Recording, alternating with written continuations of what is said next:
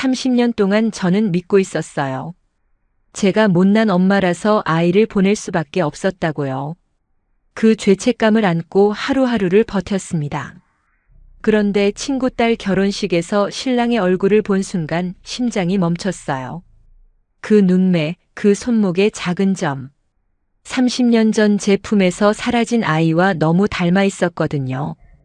본 영상은 감동적인 사연을 가상으로 표현한 작품입니다. 무료로 할 수 있는 구독과 좋아요를 눌러주시면 영상을 만드는데 힘이 됩니다. 시작하기 전에 어느 지역에서 듣고 계신지 댓글로 알려주시면 그곳으로 행복을 보내드리겠습니다. 이야기 시작하겠습니다. 안녕하세요. 저는 김서연, 올해 55살이에요. 여러분은 혹시 잊고 싶은 기억이 있나요? 아무리 깊이 묻어두어도 밤마다 불쑥 찾아와서 가슴을 쥐어짜는 그런 기억 말이에요. 저에게는 30년 동안 단 하루도 놓아본 적 없는 기억이 하나 있습니다. 25살 저는 갓 태어난 아들을 품에서 놓아야 했어요. 가난이라는 벽 앞에서 엄마라는 이름은 아무런 힘이 되지 못했습니다. 그 아이를 마지막으로 안아보던 날의 온기가 아직도 제 가슴에 남아있어요. 병원 복도 끝 차가운 의자에 앉아 포대기에 쌓인 아이를 품에 안고 한참을 울었습니다. 아이는 아무것도 모른 채 새근새근 잠들어 있었어요. 작은 손목 안쪽에 콩알만 한 점이 하나 있었는데 그 점의 모양까지 30년이 지난 지금도 선명하게 기억하고 있습니다. 제 손가락으로 그 점을 어루만지면서 언젠가 꼭 다시 만나자고 속으로 약속했어요. 세월은 흘러 저는 평범한 중년 여자가 되었어요. 서울 외곽의 작은 식당에서 아침부터 저녁까지 일하고 주말이면 빨래를 널고 밀린 집안일을 하다가 텔레비전을 보며 잠드는 특별할 것 하나 없는 그런 삶이었죠. 웃을 때도 있었고 사람들과 어울려 소주 한 잔 기울일 때도 있었지만 마음 한쪽에는 무엇으로도 채울 수 없는 빈자리가 늘 있었어요. 그 자리를 채울 수 있는 건 세상에 단 한 사람뿐이었는데 그 사람이 어디서 뭘 하며 살고 있는지 저는 아무것도 알 수가 없었습니다. 가끔 길에서 또래 남자아이를 보면 괜히 발걸음이 멈추곤 했어요. 혹시 우리 아이가 아닐까 이런 어리석은 생각을 하면서요. 그러던 어느 봄날이었어요. 고등학교 동창 최미정에게서 전화가 왔습니다. 미정이 딸이 결혼을 한다면서 꼭 와달라는 거예요. 서연아, 우리 하은이 결혼해. 너 꼭 와야 돼, 알겠지? 미정이는 고등학교 때부터 밝고 부침성 좋은 친구였어요. 졸업 후에도 가끔 연락을 주고받았고 동창 모임에서 얼굴을 마주칠 때마다 반갑게 안아주던 사이였죠. 저는 별 생각 없이 그러겠다고 했어요. 오랜만에 친구들도 만나고 맛있는 것도 먹고 기분 전환이 될 거라고 생각했으니까요. 옷장에서 가장 깨끗한 옷을 골라 다림질까지 정성스럽게 해놓았습니다. 신발도 깨끗이 닦고 오랜만에 화장도 했어요. 그때까지만 해도 그 결혼식이 제 인생을 송두리째 뒤흔들어 놓을 줄은 꿈에도 몰랐습니다. 결혼식 날이 되었어요. 예식장에 들어서니 하얀 꽃과 초록 잎사귀로 장식된 복도가 눈부시게 빛나고 있었습니다. 오래간만에 만난 동창 친구들이 반갑다며 손을 잡아주었고 자리에 나란히 앉아 수다를 떨면서 웃었어요. 미정이가 신부 어머니 한복을 곱게 차려입고 여기저기 인사를 다니는 모습이 정말 행복해 보였습니다. 딸을 시집 보내는 엄마의 얼굴이란 기쁨과 서운함이 동시에 묻어나는 그런 표정이었어요. 저는 그 모습을 바라보면서 나도 아들이 있었다면 저런 날이 왔을 텐데 하는 생각을 잠깐 했다가 얼른 머릿속에서 지워버렸습니다. 웨딩 마치가 울려 퍼지기 시작했어요. 하객들이 일제히 뒤를 돌아보았고 저도 친구들과 함께 웃으면서 고개를 돌려 입구 쪽을 바라보았습니다. 신랑이 천천히 걸어 들어오고 있었어요. 까만 양복에 하얀 셔츠, 긴장한 듯 살짝 굳어 있으면서도 환하게 웃는 얼굴. 잘생겼다는 감탄이 여기저기서 터져 나왔어요. 그런데 바로 그 순간 저는 숨을 쉴 수가 없었습니다. 심장이 멈추는 것 같았어요. 온 세상의 소리가 한꺼번에 사라지고 하객들의 박수도 웨딩 마치의 선율도 전부 멀어지면서 오직 그 남자의 얼굴만 눈에 들어왔습니다. 저는 그 얼굴을 알고 있었어요. 30년 전 거울 속에서 매일 보던 얼굴. 젊은 시절의 제 모습과 너무나 닮은 눈매, 입모양, 웃을 때 살짝 올라가는 입꼬리까지 똑같았습니다. 마치 시간이 되감기 된 것처럼 30년 전에 제가 남자의 모습으로 버질로드 위를 걸어오고 있는 것 같았어요. 그리고 신랑이 가까이 왔을 때 저는 보고 말았어요. 양복 소매 사이로 살짝 드러난 왼쪽 손목 안쪽. 콩알만한 약간 갈색빛이 도는 작은 점 하나. 30년 전 갓 태어난 아기의 손목에서 제 손가락으로 어루만지던 바로 그 점이었습니다. 위치도 크기도 모양도 똑같았어요. 세상에 이런 우연이 있을 수 있나요?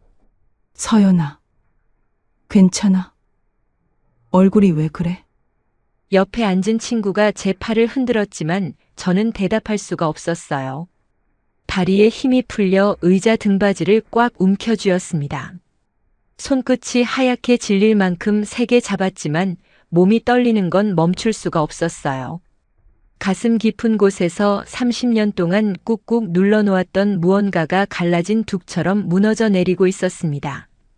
설마 아니겠지 머리로는 부정하고 있었지만 가슴은 이미 알고 있었어요. 엄마의 몸은 거짓말을 하지 못하니까요. 30년 만에 제 아이가 눈앞에 서 있었어요. 걸음걸이도 미소도 손끝까지 제 피가 흐르고 있는 아이가 바로 저기에 있었습니다. 그런데 그 아이는 제가 아닌 다른 사람의 아들로 자라 지금 다른 여자와 결혼하고 있었어요. 축하해야 할 자리에서 저는 소리 없이 무너지고 있었습니다. 결혼식이 끝나고 일주일이 지났어요. 그런데 그 신랑의 얼굴이 머릿속에서 떠나질 않았습니다. 식당에서 설거지를 하다가도 버스를 타고 창밖을 바라보다가도 시장에서 장을 보다가도 문득 그 얼굴이 떠올랐어요. 젊은 시절 거울 속에 저와 닮은 그 눈매, 왼쪽 손목에 콩알만 한 점.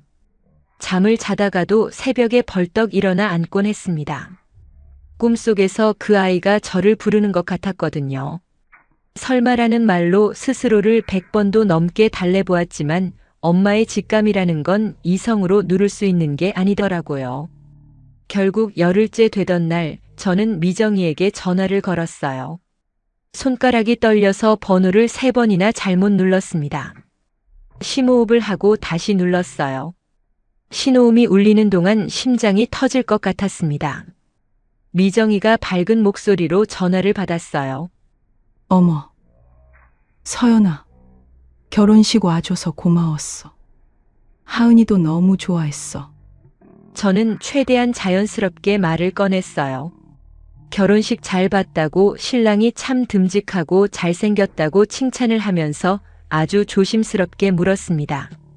사위가 어디 출신이냐고 부모님은 뭘 하시는 분이냐고요.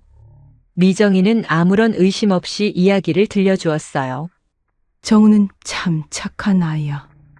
그런데 사실 어릴 때 입양된 아이라더라. 양부모님이 정말 잘 키우셨나 봐. 올곧고 따뜻한 아이로 자랐으니까. 입양. 그 단어를 듣는 순간 전화기를 쥔 손에서 힘이 빠졌어요. 부엌 의자에 주저앉으면서 가슴이 쿵 하고 내려앉았습니다. 눈앞이 흐려지면서 30년 전 병원 복도의 차가운 공기가 코끝에서 느껴지는 것 같았어요. 입양된 아이. 30년 전 제 품에서 떠나간 아이도 입양을 갔습니다. 나이도 맞고 얼굴도 닮았고 손목의 점까지 같았는데 입양까지 겹치다니요. 더 이상 우연이라고 넘기기에는 너무나 많은 것들이 하나의 선 위에 놓이고 있었어요. 저는 미정이에게 들키지 않으려고 애써 평범한 목소리를 유지하면서 한 가지만 더 물었어요. 정우가 어디서 입양되었는지 혹시 아느냐고요. 미정이는 자세한 건 모르지만 서울 쪽 입양기관을 통했다는 이야기를 들은 것 같다고 했습니다. 전화를 끊고 나서 저는 한참 동안 식탁 앞에 멍하니 앉아 있었어요. 손이 덜덜 떨리고 있었지만 머릿속은 오히려 또렷하게 맑아지고 있었습니다. 확인해야 했어요. 더 이상 모른 척할 수가 없었습니다. 다음 날부터 저는 30년 전의 기록을 찾아 나섰어요. 식당에 사정을 이야기하고 며칠 쉬겠다고 한 뒤 먼저 제가 아이를 보냈던 입양기관에 연락했습니다. 하지만 30년이라는 시간은 너무 길었어요. 담당자는 여러 번 바뀌었고 서류는 창고 깊숙이 묻혀 있었고 개인정보라는 이유로 쉽게 열어볼 수도 없었습니다. 며칠 동안 이 기관, 저 기관을 돌아다녔어요. 점심도 거르고 발바닥에 물집이 잡히도록 걸어 다녔습니다. 문전박대를 당하기도 하고 기다리다 지쳐 복도 의자에서 잠이 들기도 했어요. 포기하고 싶은 순간이 한두 번이 아니었지만 눈을 감으면 그 아이의 얼굴이 떠올랐고 그러면 다시 무거운 발걸음을 옮길 수밖에 없었습니다. 그렇게 보름이 지났을 때 드디어 오래된 서류 한 장을 손에 넣을 수 있었습니다. 기관 창고 구석 먼지 쌓인 상자 속에서 찾아낸 30년 전 입양 신청서 사본이었어요. 떨리는 손으로 서류를 펼쳤습니다. 누렇게 변색된 종이 위에 아이의 이름, 생년월일, 그리고 입양 경위가 적혀 있었어요. 생년월일이 제 아들과 정확히 일치했습니다. 심장이 멈추는 것 같았어요. 그런데 서류를 읽어 내려가면서 이상한 점을 발견했어요. 입양 신청인 란에 적힌 이름이 저의 이름이 아니었습니다. 제가 직접 입양을 신청한 게 아니라 다른 누군가가 제 아이의 입양을 진행한 거예요. 그것도 제가 전혀 알지 못하는 사이에 제 동의도 없이요. 서류에 적힌 보호자 란에는 낯설지 않은 이름이 있었어요. 읽는 순간 숨이 멎었습니다. 이춘자. 제 옛 시어머니의 이름이었어요. 30년 전 가난한 며느리를 못마땅하게 여기며 저에게 아이가 좋은 집으로 갔다고 말했던 바로 그 사람. 다시는 찾지 말아라. 그게 아이를 위한 거다라고 단호하게 말했던 그 목소리가 귓가에서 되살아났어요. 입양을 보낸 게 아니라 제 아이를 몰래 빼돌린 거였습니다. 그때 저는 어리고 힘이 없어서 시어머니가 하는 말을 그대로 믿을 수밖에 없었어요. 다시는 찾지 말라는 그 말을 30년 동안 가슴에 품고 살아온 거였습니다. 서류를 쥔 손이 부들부들 떨렸어요. 분노와 슬픔이 한꺼번에 밀려왔습니다. 30년 동안 제가 죄책감에 시달리며 살아온 그 세월이 처음부터 누군가의 거짓말 위에 세워져 있었다는 사실이 도저히 믿기지 않았어요. 아이를 지켜주지 못했다는 자책, 엄마 자격이 없다며 스스로를 벌주던 그 모든 밤들이 시어머니의 거짓말에서 비롯된 것이었습니다. 저는 그날 밤 잠을 한숨도 자지 못했어요. 어둠 속에서 천장만 바라보면서 30년 전의 기억을 하나하나 되짚어 보았습니다. 그리고 결심했어요. 더 이상 침묵하지 않겠다고요. 30년 동안 묻어두었던 진실을 반드시 밝혀내겠다고요. 30년이라는 세월 동안 저는 저 자신을 탓하며 살아왔어요. 아이를 지켜주지 못한 나쁜 엄마라고, 가난해서 아이를 보낼 수밖에 없었던 못난 여자라고 매일 거울을 볼 때마다 스스로를 벌주듯 되뇌었습니다.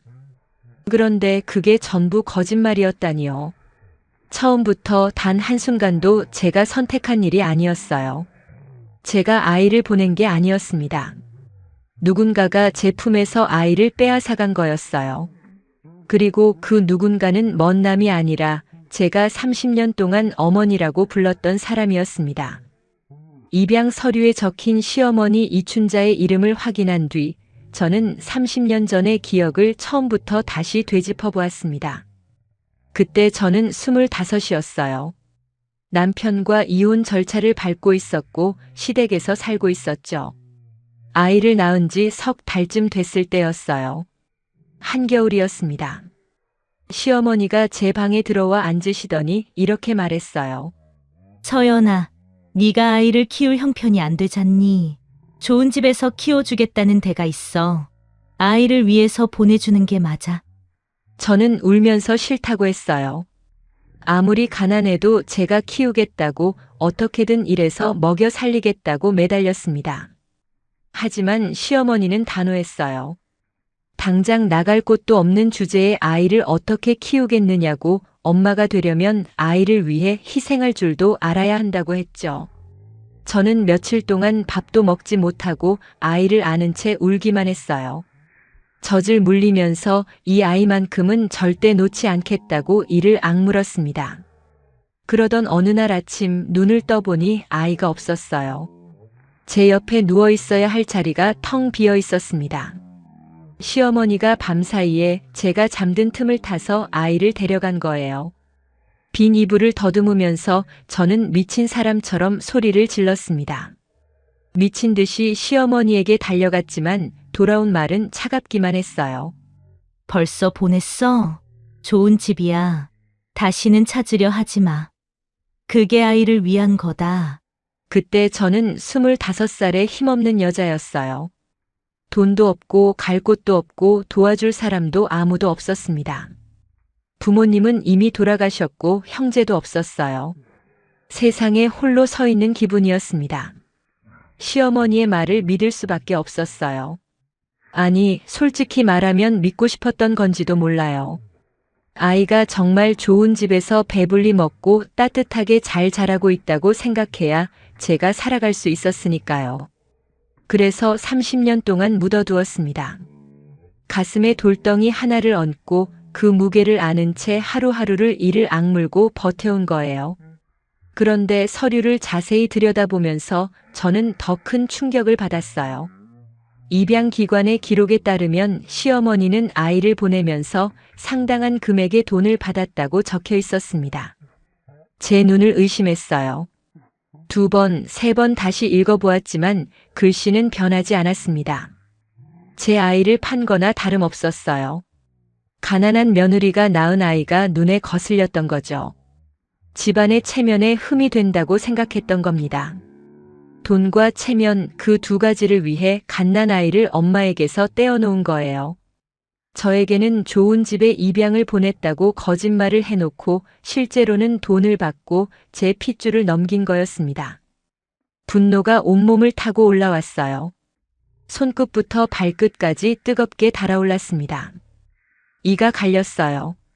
30년 동안 제가 흘린 눈물 새벽마다 아이를 그리며 베개를 적신 그 밤들, 길에서 또래 아이를 볼 때마다 멈추던 발걸음. 그 모든 고통이 한 사람의 욕심과 거짓말에서 비롯된 것이었습니다. 시어머니는 30년 동안 아무 일 없었다는 듯 명절이면 제사를 지내고 손님을 맞이하며 평온하게 살아왔을 거예요. 저만 평생을 죄인처럼 스스로를 벌하며 살아온 겁니다.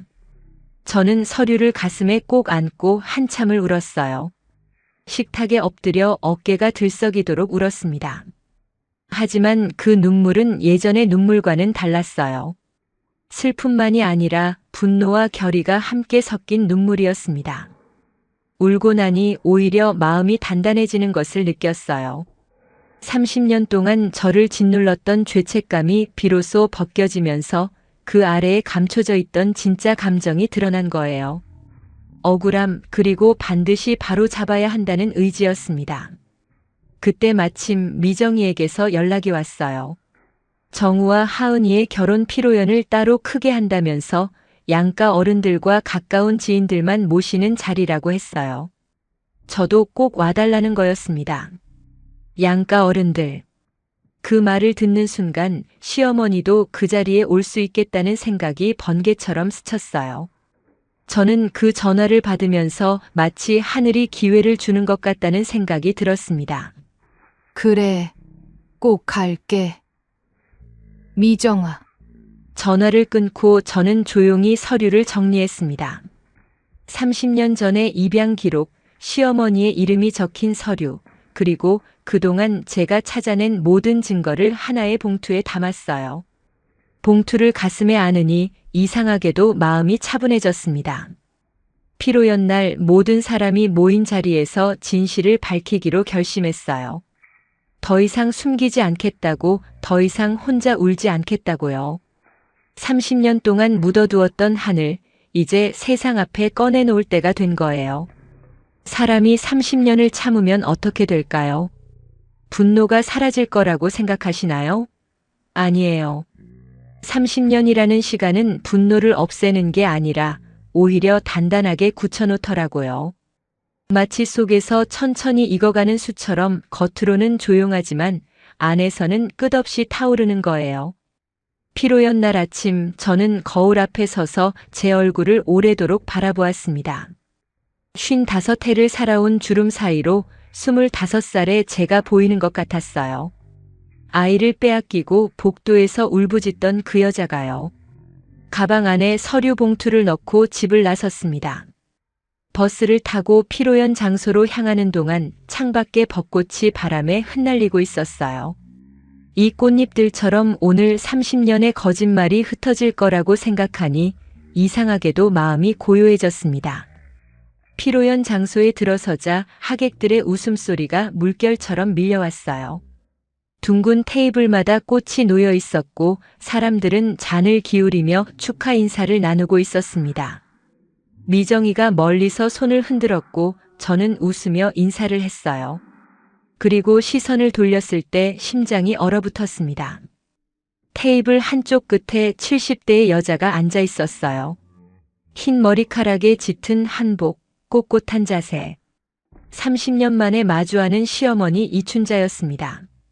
저는 표정을 감추고 아무 일 없는 듯 자리에 앉았어요. 식사가 한창 진행되는 동안 저는 정우를 바라보았어요. 신부 하은이 옆에서 환하게 웃고 있는 정우. 하객들에게 술을 따르며 인사를 돌리는 모습이 참 듬직했습니다. 저 아이가 제 아들이에요. 30년 전 포대기에 쌓여 새근새근 잠들어 있던 아기가 이렇게 멋진 어른이 되었습니다. 양부모님이 정말 잘 키워주셨나 봐요. 감사함과 서러움이 동시에 밀려왔어요. 내가 키우지 못한 아이를 다른 사람이 키워줬다는 사실이 고맙기도 하고 가슴이 찢어지기도 했습니다. 디저트가 나오고 축하 인사를 나누는 시간이 되었어요. 사람들이 차례로 일어나 신랑 신부에게 덕담을 건네고 있었습니다. 저는 숨을 깊이 들이마시고 천천히 자리에서 일어났어요. 죄송합니다만 제가 한 말씀만 드려도 될까요? 조용하지만 단단한 목소리였어요. 웅성거리던 자리가 잠잠해졌습니다. 모든 시선이 저에게로 모였어요. 정우도 의아한 표정으로 저를 바라보았습니다. 저는 가방에서 서류 봉투를 꺼냈어요. 누렇게 바랜 종이가 형광등 빛에 드러났습니다. 30년 전의 이야기를 시작했어요. 25살의 어린 엄마가 자고 있는 사이 아이를 빼앗긴 이야기, 좋은 집에 보냈다는 거짓말을 30년 동안 믿고 살아온 이야기, 그리고 입양 서류의 보호자 란에 적힌 이름이 엄마 본인이 아니라 시어머니였다는 이야기를요. 한마디 한마디를 꺼낼 때마다 목이 메었지만 저는 끝까지 멈추지 않았습니다. 서류를 펼쳐 보이며 거기에 또렷이 찍힌 이춘자라는 세 글자를 읽었어요. 레스토랑 안이 돌처럼 굳었습니다. 누구 하나 숨소리조차 내지 못했어요. 시어머니 춘자의 얼굴에서 핏기가 싹 빠져나갔습니다. 찻잔을 쥔 손이 부들부들 떨리더니 잔이 기울어져 차가 테이블 위로 흘러내렸어요. 아무도 닦으려 하지 않았습니다. 30년 동안 입 밖에 나온 적 없던 비밀이 이 자리에서 모든 사람 앞에 드러나는 순간이었어요. 정우가 천천히 의자에서 일어났어요. 얼굴이 하얗게 질려 있었습니다. 옆에 있던 하은이가 정우의 팔을 붙잡았지만 정우는 떨리는 다리로 한 발 제게 다가왔어요. 저와 정우 사이의 거리가 좁혀질수록 30년이라는 시간도 함께 줄어드는 것 같았습니다. 마주선 정우의 눈에 눈물이 가득 고여 있었어요. 입술이 파르르 떨리면서 간신히 한마디를 꺼냈습니다. 정말 제 어머니세요? 저는 고개를 끄덕였어요. 말이 나오지 않았습니다. 30년 동안 꿈에서도 그리던 순간이 눈앞에 있는데 정작 목소리가 나오지 않았어요. 눈물만 쏟아졌습니다. 정우도 울고 있었어요. 태어나서 한 번도 만나본 적 없는 엄마가 30년을 울며 기다려온 엄마가 바로 앞에 서 있었으니까요. 정우가 제 손을 잡았습니다. 크고 따뜻한 손이었어요. 30년 전 콩알만 했던 손이 이제는 제 두 손을 감싸고도 남을 만큼 커져 있었습니다. 손목 안쪽에 작은 점이 보였어요. 그걸 본 순간 저는 주저앉듯이 정우를 끌어안았습니다. 춘자는 고개를 떨군 채 한마디도 하지 못했어요. 사과도 변명도 입 밖으로 꺼내지 못한 채 30년의 무게에 짓눌려 의자 위에서 작아지고 있었습니다. 주변 사람들의 시선이 춘자에게 향했지만 저는 더 이상 그쪽을 보지 않았어요. 복수보다 더 크고 따뜻한 것이 지금 제 팔 안에 있었으니까요. 피로연이 끝나고 밖으로 나오니 저녁 노을이 하늘을 물들이고 있었어요. 정우가 제 옆에 서서 같은 하늘을 바라보고 있었습니다. 잃어버린 30년은 돌아오지 않아요. 그 세월 동안 흘린 눈물도 아이를 그리며 뒤척이던 밤들도요. 하지만 저는 이제 알게 되었어요. 끝이라고 생각했던 곳에서 새로운 시작이 기다리고 있을 수 있다는 걸요. 정우가 조용히 제 손을 잡았어요. 저는 처음으로 이런 생각을 했습니다. 이제 다시 살아볼 수 있을지도 모르겠다. 30년 동안 멈춰있던 제 시간이 아들의 손을 잡은 이 순간부터 다시 흐르기 시작했습니다. 이야기가 감동적이었다면 구독과 좋아요 눌러주시고 주인공에게 응원의 댓글도 부탁드립니다.